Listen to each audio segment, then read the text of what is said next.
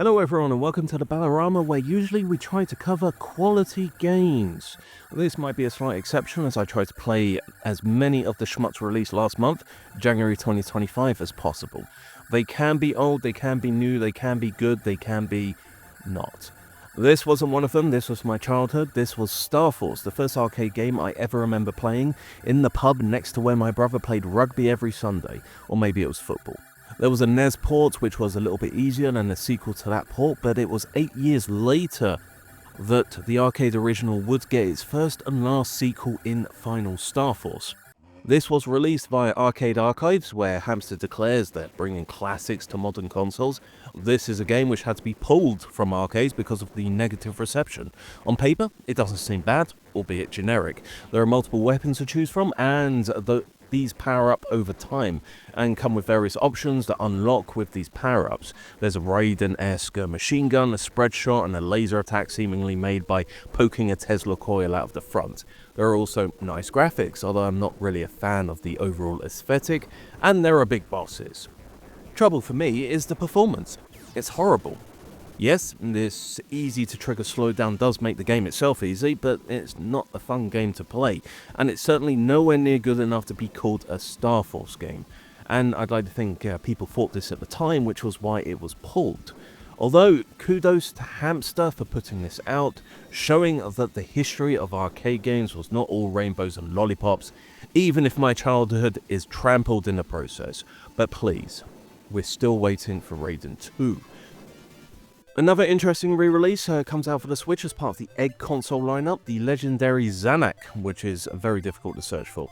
This was a Lester before a Lester, and this was compiled during one of their many heydays, when they released so many at the time great games for the MSX, the home computer that was mostly popular in Japan, before branching out to the Master System and the NES.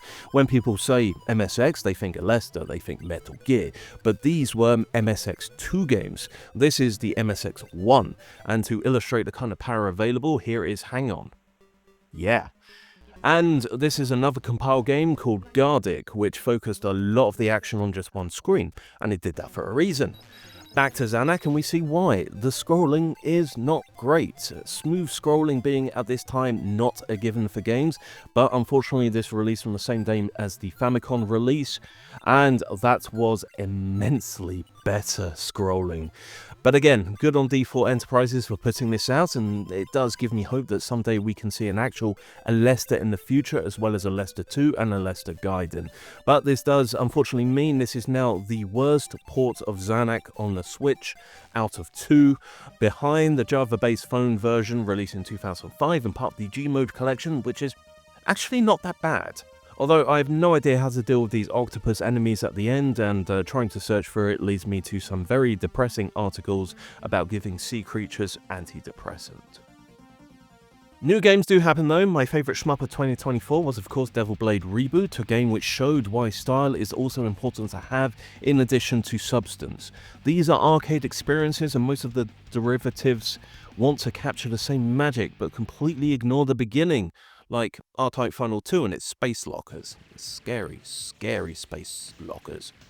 So here is Varyznex. Great game, horrible name.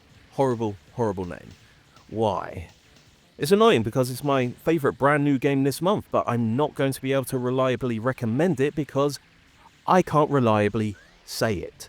Varyznex. I'm not going to remember how it's spelt either. Back to the subject though, what blew me away with Devil Blade Reboot was what it did with the engine.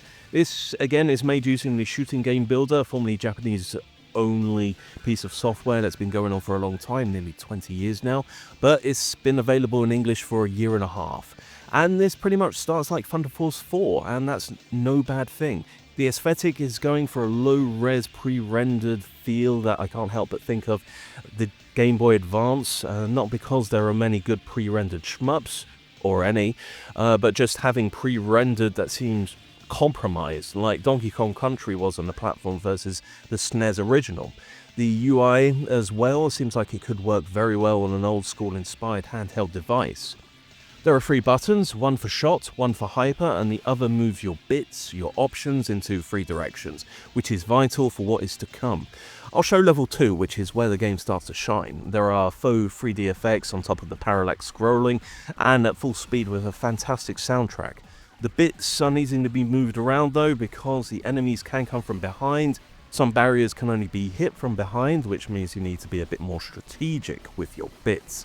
There is a learning curve to put all of this together. There is memorization to put a run together. I think there's one review which says this is a perfect beginner shmup, and no. But it is fun enough to keep people hooked. It's simple, it's frenetic, and it's cool. This and Devil Blade Reboot should be taken more as an inspiration for shmups in presentation and delivering an experience backed up by solid gameplay. Best part? It's $5, and it has a 20% discount right now on Steam. And as a result, this is going to win my Shmup of the Month award that I just made up, and comes in the form of a very poorly printed certificate. And I forgot that I had laminating paper. Oh well. Staying on the topic of shmups with bad names, here's Red Blue Cell, that I've been calling in my head Red Blue Switcheroo for weeks, and it's kind of stuck in my head. It's an inoffensive name, the most inoffensive of names, and it's just boring, but at least you can spell it. Red Blue Switcheroo comes from the maker of Ghana Blade, a nice, cheap 8-bit inspired game that's also one of the only games that I can think of that pays homage to the final stage of Dodonpachi DFK or Resurrection, but thankfully even then it can't do laser wheels to its full annoying nature. This time, we're doing Ikaruga, but while sometimes I hum to myself in the middle of the night the opening minute of the Ikaruga OST, unfortunately this game does not follow the presentation or the spirit of Ikaruga. It's just taking the mechanic of switching polarities, this time doing the switcheroo between red and blue. With the same concept, so that if you destroy an enemy of the same polarity, then there are revenge bullets. Then on hard, this changes to all enemies releasing revenge bullets, and the absorption of these fills up a super bar, which is far short-lived when released, but without the other part of Ikaruga, which is famed, the chaining. It means there is no need to really mix things up to make the polarity switching meaningful from a scoring perspective, or at least not to the extent as it was by Treasure. This means it's a simpler experience where you're relying on one polarity and switching when there is no other option. The removal of strategy is the removal of intrigue though, and to an extent the removal of fun. It's not a bad game by any means. Like Ghana Blade, it is a competently made throwback, but it misses the inspiration this time versus Ghana Blade, which was probably an easier target to achieve. Although it does offer a retro mode which removes the polarity but does not remove the revenge bullets, and it ends up with a ridiculous gameplay loop such as this. But it's $5 as well, and this mode got a laugh out of me, so I can't fault it. Speaking of $5 well spent, one of my favourite experiences last year was USG by the maker of Flesh. Yes, we all know that game of course, which prided itself on randomness and created such absurd situations of overpowered loadouts that I had to applaud the experience even if the package was lacking. Sadly, something the dev pivoted away from to try and make a traditional shmup out of it. So we come to Randomax, and just from the name itself, I had hopes. Let's do weird stuff. It also has pedigree from Astroport, who did a bunch of old school inspired shmups that fed into the scene of new Dreamcast releases in the last decade or two, which were good, but not fantastic. We learned to take the good wherever it comes, so it came with Wolflame or Wolfflame, Cetasius, Witchbot, Megalilulu, and a few others that I probably can't say. Like USG, this is not rogue anything, it's just random. You go on these pads and then you get anime art proposing items that will eventually lose clothes because who needs logic? Unfortunately, the amount of these items varies and you can either accept or reject. Accepting a weapon means it gets stacked on top of an existing button. Accepting a trait is easy. You get a bunch like guarding options, flame attacks, and the most important, forcing the line down. Why would you reject any of those? So what if you only get one weapon and you don't like it? Well, then it's a waste of time. But I'm getting ahead of myself. You start with 3 weapons mapped to 3 buttons, and you can only use one of them at a time, so no combinations possible. As you progress, these can be quite fun. I got bees one time. Bees. There's enough variety to suit many a playstyle, from a straight laser, wide shots, in front, to the side, behind, and then there are death balloons. Each weapon has an ammo limit, and this is where the stacking comes in. You're supposed to have another weapon to go to when the ammo is depleted. An interesting concept, but again, if you have awful weapons which either don't suit your style or are just genuinely awful, then it's a lost slot. This is why I appreciated USG's version of stacking the various weapons you pick up to add to the fun, as opposed to building up various different front shot, wide shot, homing shot, and hoping that the next pad will give me 2 things to potentially pick up, or maybe let's go mad and pick up 3. There are these traits, and I spoke about the line. Ever play the arranged modes on the M2 version of Danganronpa? There was a safety line that if you stay behind it, then all of the falling disco men came immediately to you. And did that sentence make any sense? Well, there is a reversal here, where point items dropped will automatically come to you if you're above the line, introducing an element of risk-reward. Therefore, the incentive is to put your ship into the line of fire because the point items fuel the bars on the bottom left. One of which gives a temporary boost, and then another which creates max mode, which is generally mega powerful and boosts the top right bar, which goes towards getting an extend. There are lots of things at play here which would go great together, except for when you hit that pad and all you get is one weapon, and it's that awful shuriken weapon that you may as well reject. It is something which is very much dependent on RNG for enjoyment, and despite the lack of rogueness, becomes at higher difficulties about the feasibility of the run. And this is a considerable clear time with numerous stages which I don't really want to have to abandon beyond, say, the first stage. I may make a future video on this, but it's a game that I'm hoping does get a patch to balance out the weapons or increase the probability of trait increases in the early game, or something. Because there can be fun here, which can be hard to achieve, and still have the rando in Randomax, but I have hope. Anyone can make a shmup, don't need a team or pedigree or even skill, but attempts are made, and I try to at least give as many a go as possible on a variety of platforms. Because if they're awful, then it's only 10 minutes of my life gone for what is usually a few dollars. Unknown Hero was something I caught wind of on Discord and Reddit, and had a demo on itch that gave me a warning message that it may be a scam. It wasn't, it's a real game, here it is. Available on Steam and itch, it's a one-man job. I believe it's their first game and done in 4 months. Mechanically, it's fine, it's a simple genre and not a lot needs to be done. However, for a bullet hell, it dedicates its entire first stage to just environmental hazards. We're back in the 70s and fighting off asteroids again and again and again. Which I suppose is a way to introduce the movement, but there is just a pea shooter here. And there are other environmental hazards, however, to go back to Varyznex, to go back further to Devil Blade and Ikaruga. The game needs to start strong. And then you get to the second stage and you're immediately met by this. This is $5, the same as Varyznex, and it's far too high. $2 would have been fine, $5 without a launch discount, it's not a great choice. All the Stars is $1. I think this also has fundamental issues, but ones which I will go softer on because this is a one-person first-time project and was realistically priced. The first thing you'll notice is that there are 2 ships. I'm guessing this was made with co-op in mind, but it's actually quite nice to see it still there in single player. The trouble is, there is a physical presence, which makes sense when you say it, and thankfully you just bash into it, there's no blowing each other up, and there's certainly no Double Dragon-esque kill your friend for extra lives mechanic. But movement is a bit strange in this game. There is normal movement from left to right, but going up seems like there's a huge amount of resistance, as if I'm not actually in space. The gameplay is simple enough, you fight wave after wave, which incrementally mixes up more and more. There are power-ups to be had, I'm not sure if there is an end, however, and while the aesthetics are interesting, something like a hi-fi Spectrum game in its use of colours and sprites, but nothing interesting really to keep me on. It's a nice attempt at a simple game. There is thankfully not an award for the best named shmup of the month, because if I did, then this would have to win something. Singularity Strike.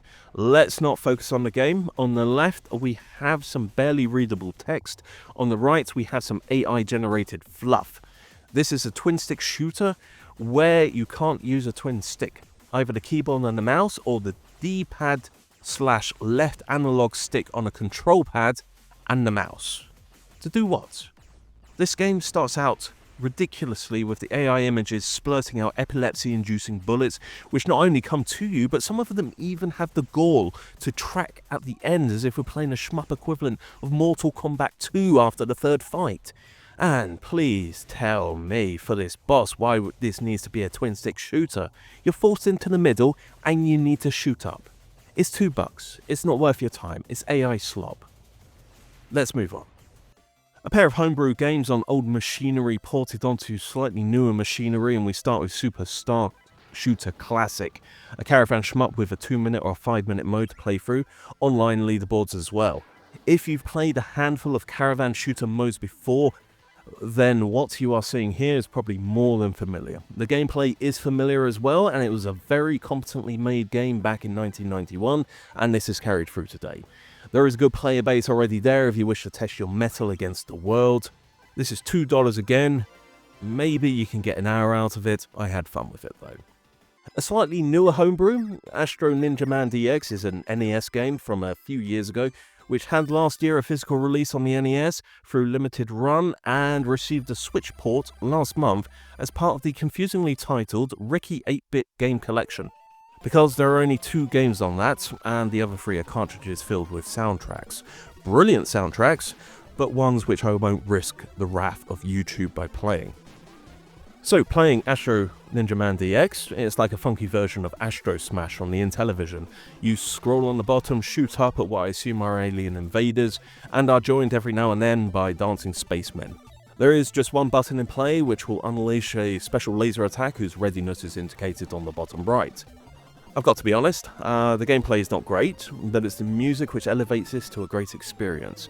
You lose your men by taking a shot to the original Astro Man, and as can be seen here, there's not a lot of danger at the beginning. Still, considering the other way to buy it at the moment new is to go the EXA route, it's nice to see it available for less than $2,000. Speaking of EXA, one of the added benefits of the platform, whether you like it or not, most don't, is that the EXA team add their own modes to the games they're bringing on. Astro Ninja Man DX on EXA has an exclusive stage and boss. This game here, Strania, also has EXA exclusives. G-Rev worked on balancing new difficulties and making the game more accessible. Well, they were locked away whilst the Steam and Xbox 360 ports stayed up in their original form.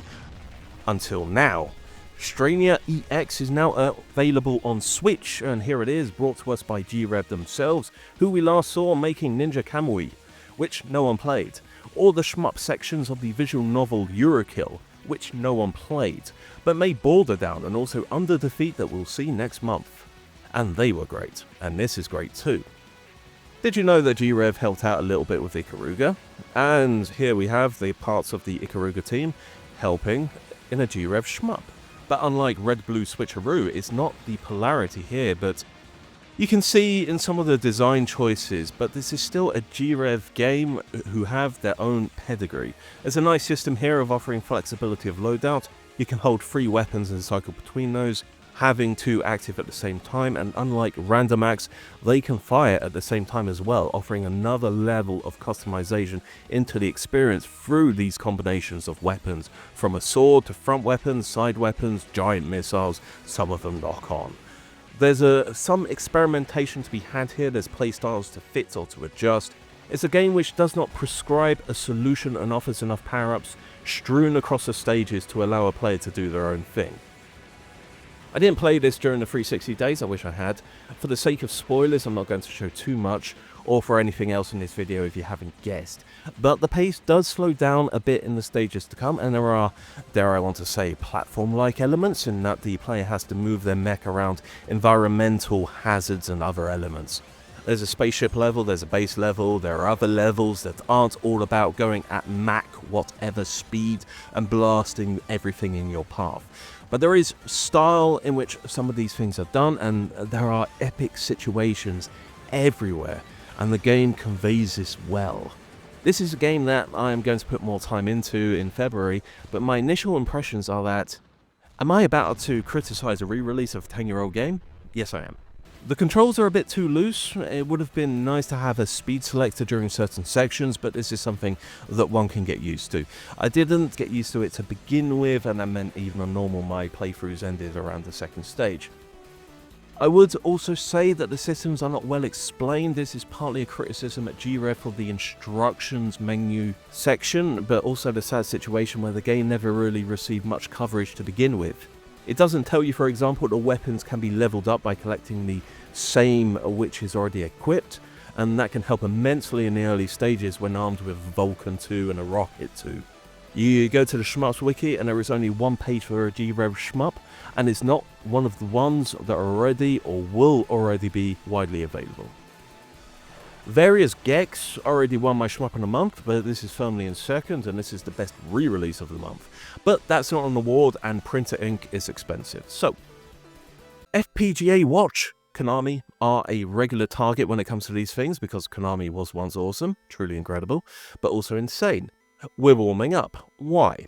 Because the first thing to be transferred to FPGA is their bubble system. This is because it used bubble memory, a form of storage that involved placing of bubbles on a thin magnetic strip representing bits.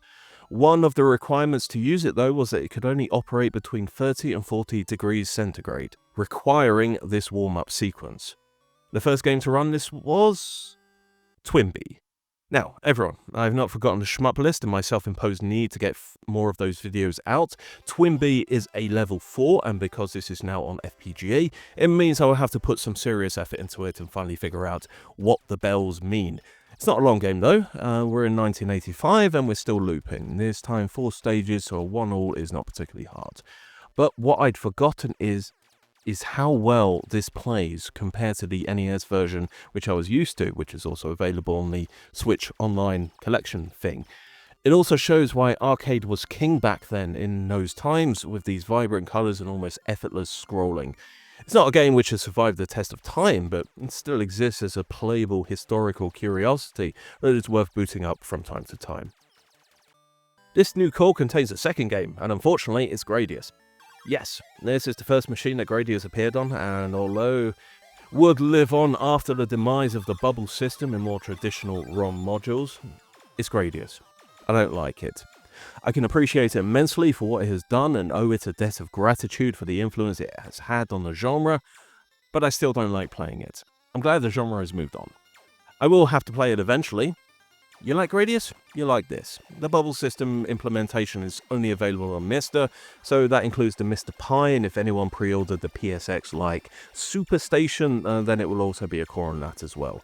So for Pocket owners, there is no Gradius. There's not even a Nemesis in its arcade form, but the ports are good on the console cores, like the PC Engine or the NES.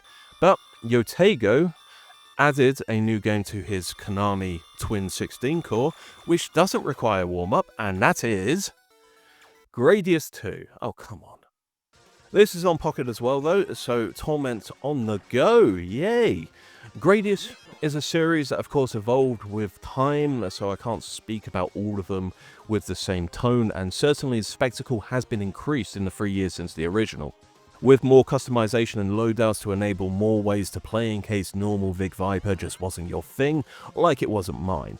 And I'm not good enough to see it through to the boss rush area yet, but I think this is probably a better Gradius to invest my time in of the two, and it's good to see the FPGA implementations carry forward.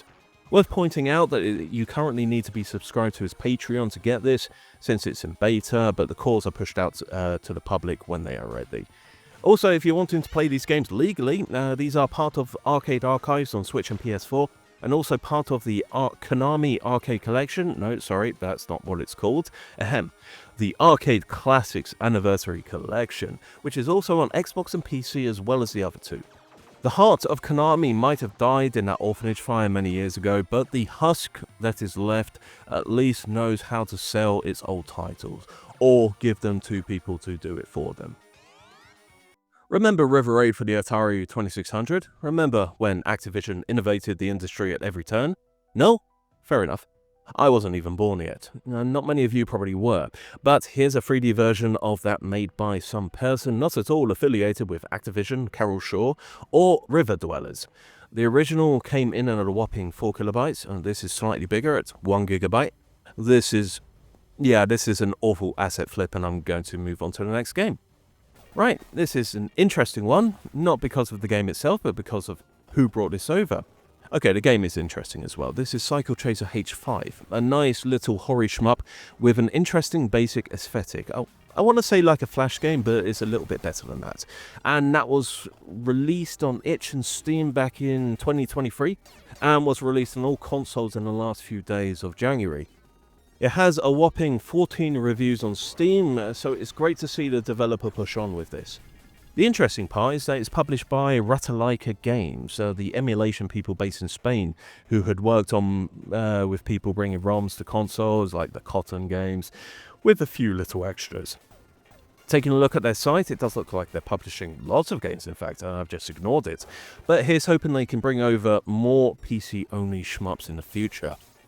The game itself, it's good, but not spectacular. There's a Ketsui-esque chip system in place where the value of the bonus increases the closer you are to the enemy when you get the chip. There's an interesting system happening in the top left with this bar. It's your health bar, but also a charge bar. You lose some when getting hit, but you can also sacrifice some when using a charge attack to get out of tricky situations. The music is great. The bullet plinking is driving me insane. I need to see if there is a separate option to reduce sound effects.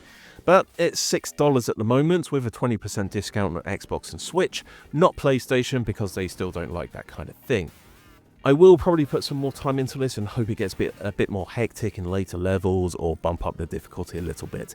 It has promise, and yeah, it's worth investing a little bit of time for, and it's cheap. Right. And now we are on to the last game. And now we are going under the sea. Here is MolaMolaAdventure, which I really want to get a control pad working for. It's silly, but it's interesting. It's absolutely cheap. It makes you think it's a trash game, but then you get friends to help you out on your right way. There are even platforming sections. It's weird. It's lovely. I'll try to make a video. So what didn't I show? Cho Anarchy Collection, because it's $45 and that is far too much for two PC Engine games, especially since the first has been on the Wii Virtual Console and was on the PC Engine Mini. If it had the PSP version, maybe it would be interesting, but not really for $45. And Dodonpachi SDOJ is available in Japan and North America, and it got delisted in Europe after 10 days of sale. Other region accounts are easy to make, and plenty of people have reviewed it on YouTube. Do I only play shmups? No, but it's a nice counter to what I'm playing at the moment as my main game. Metaphor is a long game and will probably last me the whole of February as well. There will be plenty of shmups to play over the next month though. The weird celebration of Macross continues with the arrival of the mediocre Macross Shooting Insights, and still the non-complicated Macross series are nowhere to be found on my local Disney+. There's Under Defeat HD finally getting a Western digital release. Star of Providence gets its long-awaited update, with that a Switch release, and who knows what Hamster have up their sleeves. Hopefully something better than Final Star Force. And in the Steam shoot 'em up section, there is at least one actual shoot 'em up coming up in February. Maybe we'll see, maybe I'll not get soft-locked in this dungeon again. Thanks for watching this far. Did I miss anything? There's like the whole of it out there that I didn't scrub through. Let me know. Until next time. Bye now.